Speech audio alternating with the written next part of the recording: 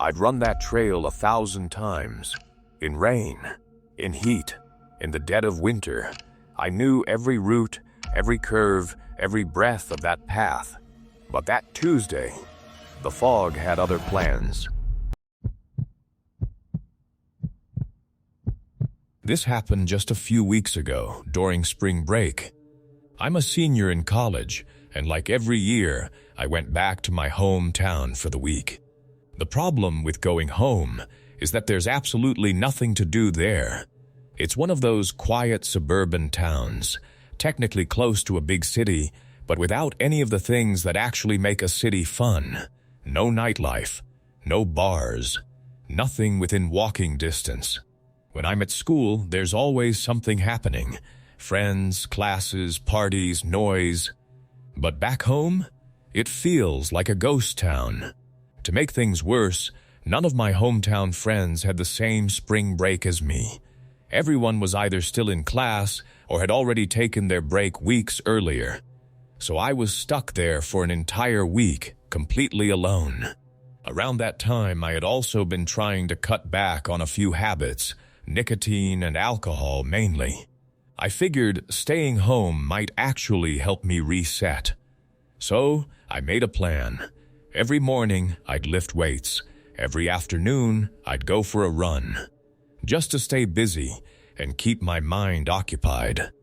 That's how I ended up going for a run on a random Tuesday afternoon. There was an old running loop I used to do back in high school when I ran cross-country. It starts at my house, goes through my neighborhood, then cuts into a wooded trail before looping back out near my street. Exactly 3 miles.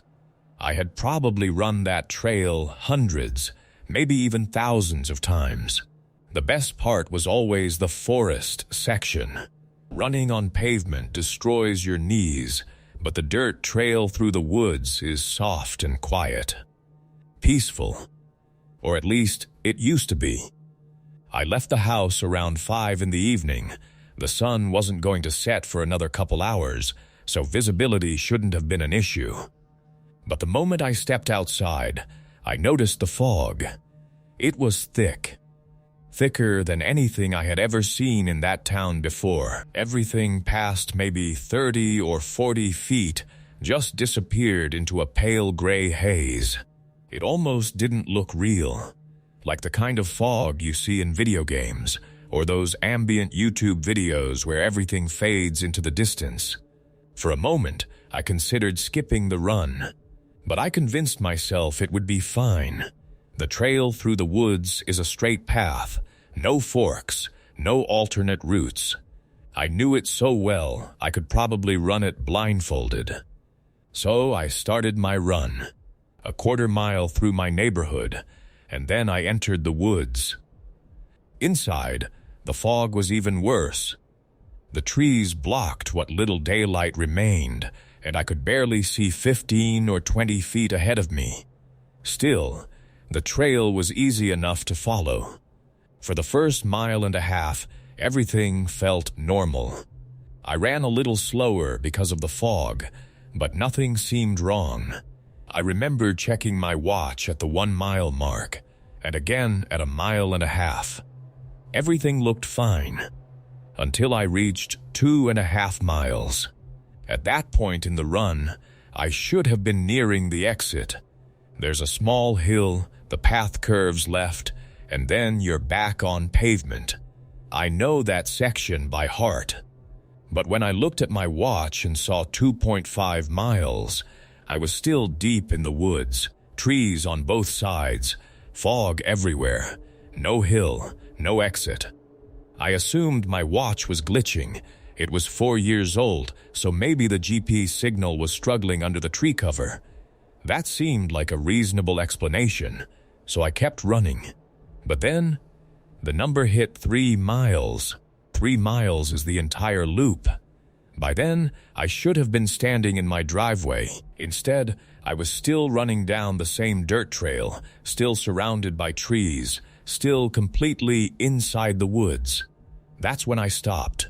I stood there in the fog, trying to understand what was happening. There was only one trail. I knew that for a fact.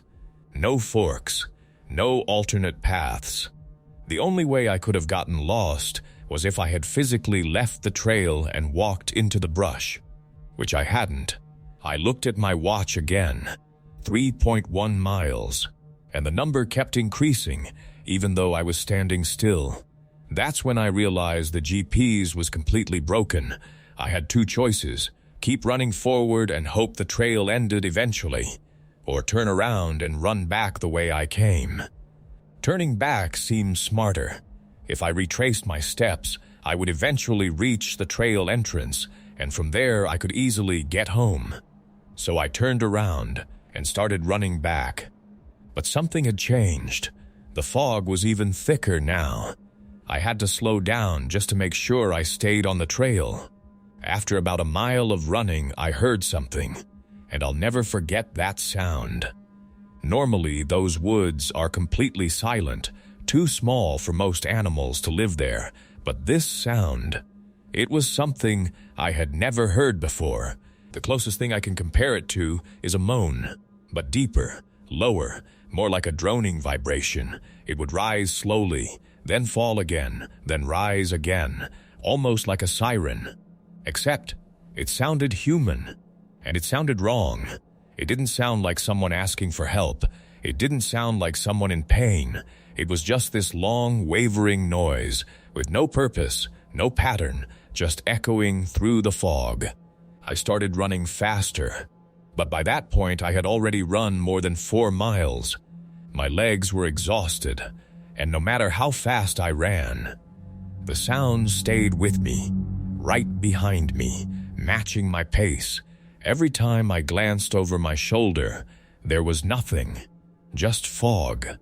But the sound kept following me, for what felt like forever, until finally I burst out of the woods. I stumbled into the street, completely out of breath, almost throwing up from exhaustion. The fog was still thick outside the forest, but when I turned around and looked back at the trail, my stomach dropped. Something was standing there, right in the middle of the path, just beyond the trail entrance. I say something, because I don't know what else to call it. It was just a shape, a dark silhouette in the fog, but it was tall, way taller than me, and I'm 6'1". This thing had to be at least 7 feet tall. It wasn't moving closer. It wasn't stepping away. It was just standing there, watching me, slowly swaying back and forth. For a moment I wondered if it was just a tree, but I could feel it staring at me. The droning sound had stopped, but I didn't wait to find out anything else. I turned and ran all the way home, without looking back. That was a few weeks ago. I'm back at college now, but I still can't stop thinking about that night, that shape in the fog, that horrible sound. My parents think it was probably just some tall person trying to scare me, maybe even someone dangerous, but I don't believe that, because there's one thing I still can't explain. How could someone make that sound while running the entire time, keeping pace with me, inside those woods? I don't know what was out there that night, and honestly, I don't think I ever want to find out.